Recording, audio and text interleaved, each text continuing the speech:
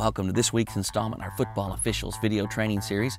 We're studying the National Federation of High School Rules and five-man mechanics. Our technical advisors are Greg Downham, Dax Hill, Tyrone Blanks, George Demetrio, Grant Jackson. Video assistance provided by Jim Woods. Our executive producer is Walt Coleman.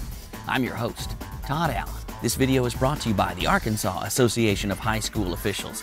Visit our website at www.aahso.com.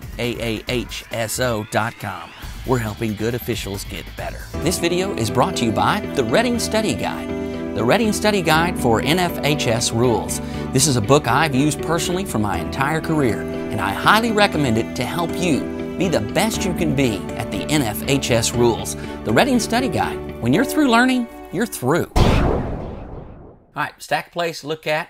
We're going to start off with kicking plays since that's the way we start the game. We're going to assign basically plays to these officials, five-man crew here, and we're going to assign officials to these three officials that are closest to the kicking team. So this official, the top of the screen, this official, downfield, top of the screen, this official. We're each going to get assigned players, and how we assign these players is we give each one of them a number starting on the press box side. So this is player 1, 2, 3, 4, 5, 6, 7, 8, 9, 10, and the last player here is 11. I should have checked this before I started this video to make sure there were 11 players, but thankfully on this one there are 11. So now we're just going to assign these to different officials. So let's start at the bottom of the screen. This official, and I've talked about this in the past too, to properly officiate this as a plane, you need to give your brain this line to reference. So this official needs to be standing back here at the back of the white. Lots of room on this sideline. No reason to be standing right here, so back up. Okay, and we're going to assign this official the first four players on this side of the field. So he's got 1 through 4. This official at the top of the screen, we're going to give him the 4 players here at the top of the screen. So he's got 8 through 11. And this official down here, he's going to be looking in the middle of the field at 5, 6, and 7, with particular attention to the kicker, because we know there are specific rules for what contact can be made with the kicker at what point during the kick. So that's how we have these kicking team members divided up among the officials. Now the downfield officials are just going to be working the play as it develops right here. But we would expect the referee to help, especially with the kicker. So the referee is also going to primarily be working number 6 with the kicker. So let's just run this play a little bit and see how it develops. And I'll show you exactly how far you want to run phase 1.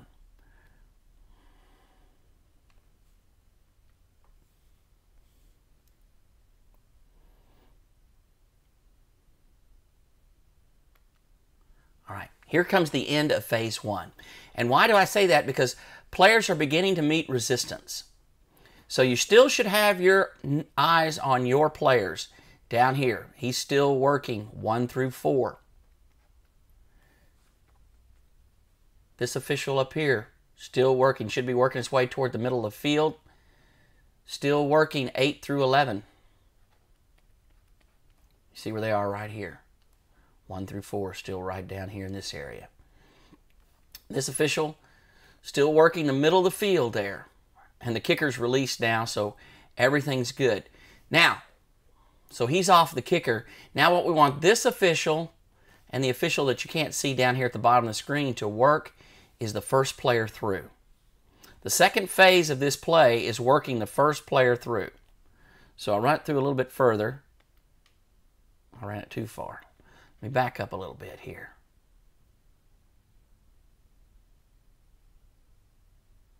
So for the referee, we're now in phase 2 because we've got players in contact.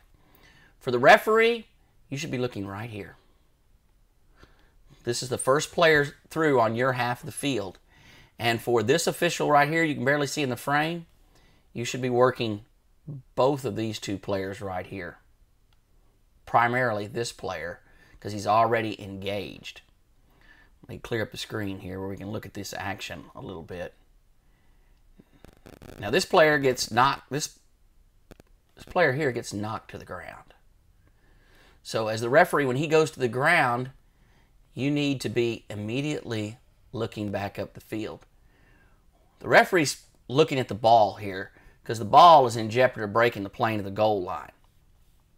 So that puts a bigger responsibility on the other officials.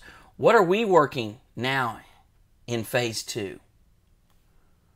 These 3 officials are just working along with everyone else, the other 2. Actually, what we're just doing is we've just gone to a zone once we get into phase 2.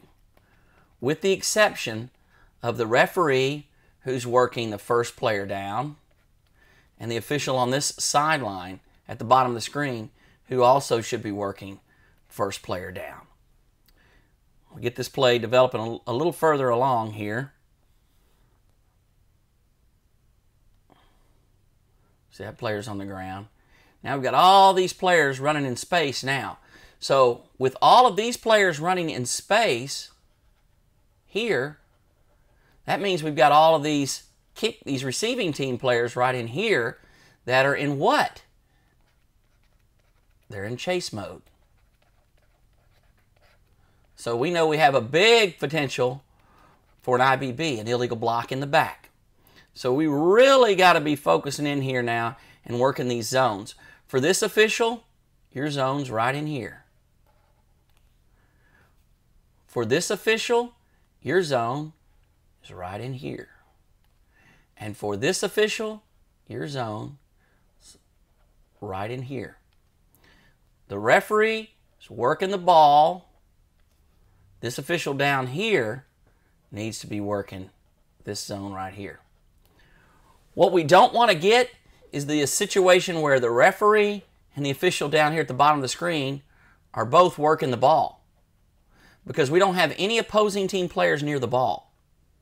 So we just need one person to look at that ball.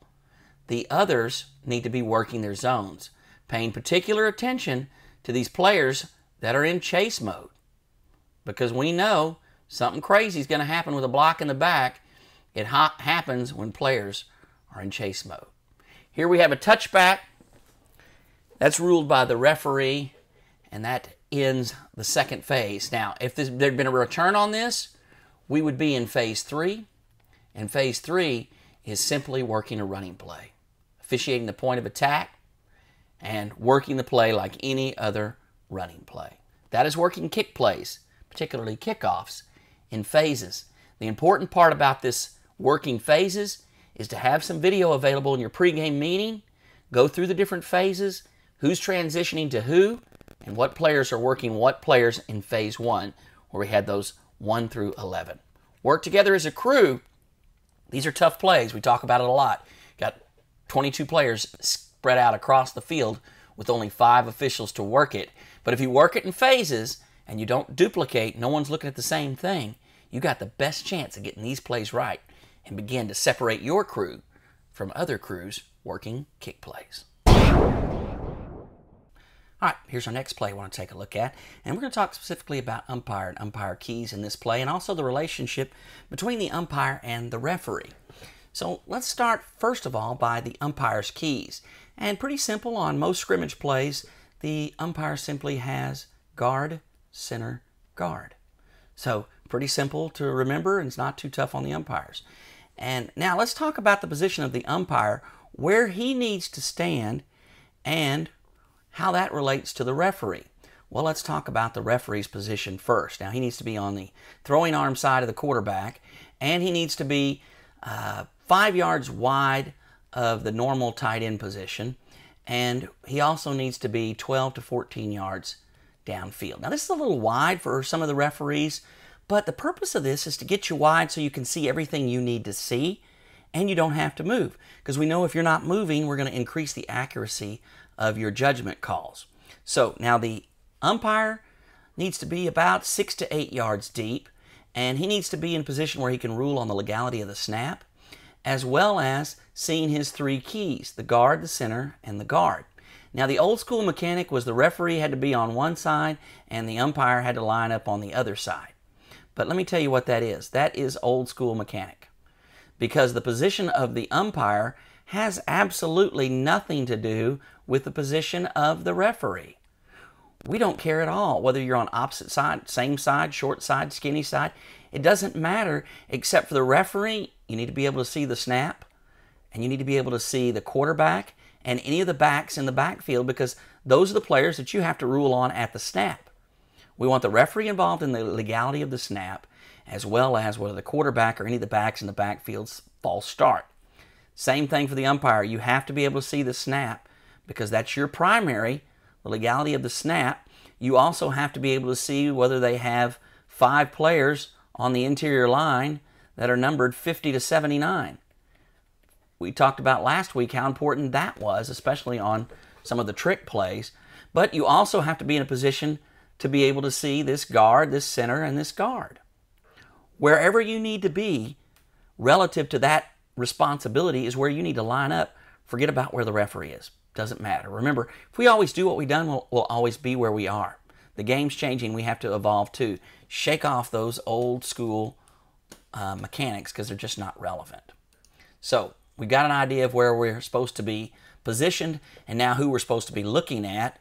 And now let's just run this particular play. Take a look at it and tell me what you think about this action as it sweeps to the right side here with the little bubble screen on the outside. Then, now boom, just like that, the umpire throws a flag. Let's take a look at this play.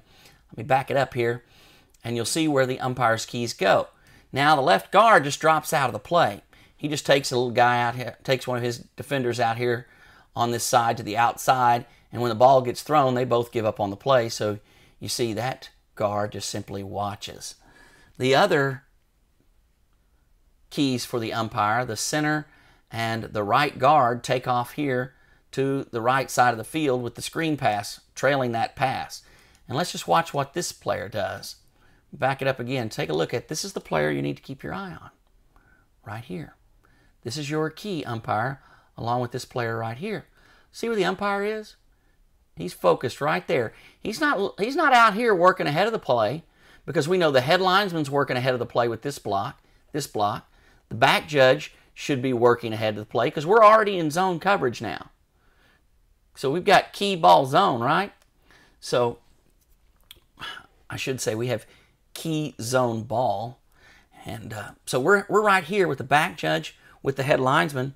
Also the referee, once you make sure the quarterback's clear, you come back out here too and work the point of attack. Now, let me just talk for a minute about the offside official. That'd be the L right here. This is all your responsibility, L. The back side of the play. In addition to, you also got to get up the field and work forward progress. Because if this play gets blown up and ends up in the lap of your partner, we're going to expect you to have forward progress. Let me just clear all that off, all that junk off. Let's watch this play progress up the field here a little bit. Boom. Now the umpire throws a flag. Did you watch his key?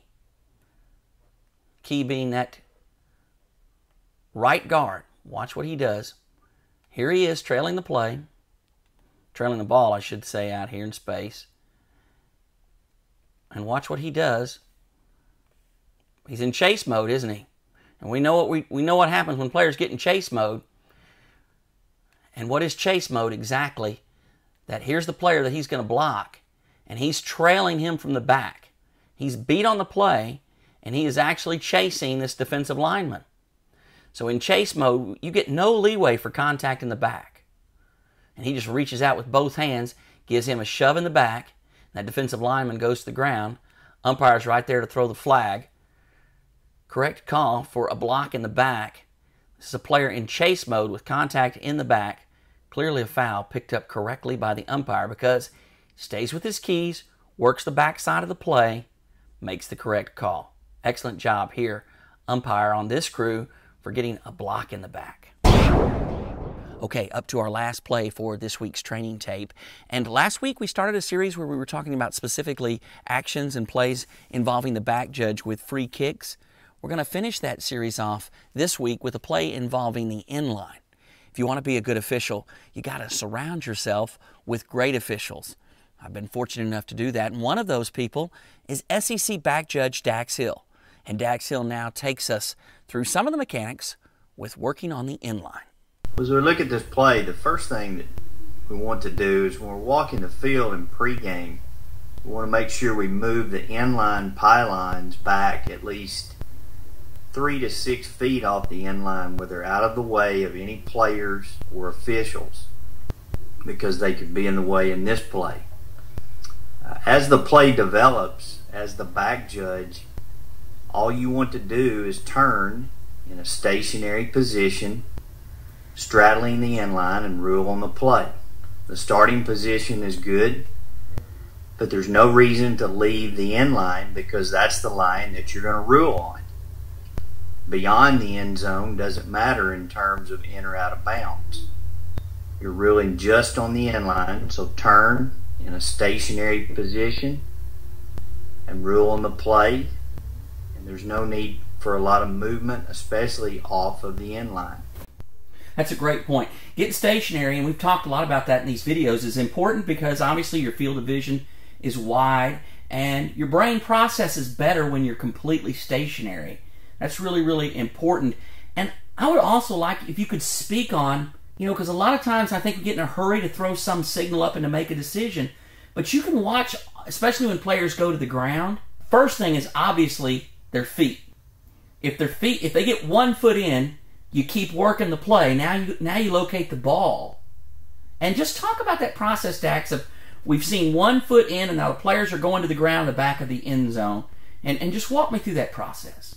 You're going to work the feet first, and if you have at least 1 foot in bounds, then you're going to then go to work the catch and take your time and make sure as they're going to the ground, the player has possession all the way to the ground. Still don't be in a big hurry and take your time as you make the signal from there. Incomplete or as a touchdown. Thank you, SEC Back Judge Dax Hill, for that tidbit on working around the inline. Lots of great information, and I appreciate Dax coming on and sharing some of his tidbits with us on working the back judge position. Hope you have a great week. Get out there and give it your all. Again, things are starting to wind down. The games keep getting bigger and bigger. It's what I like about this time of the year. A little cool air starting to move in. Things are looking like fall, and fall means playoffs for high school football officials. Leave you with one thing here, the 6 P's. Prior preparation prevents piss-poor performance.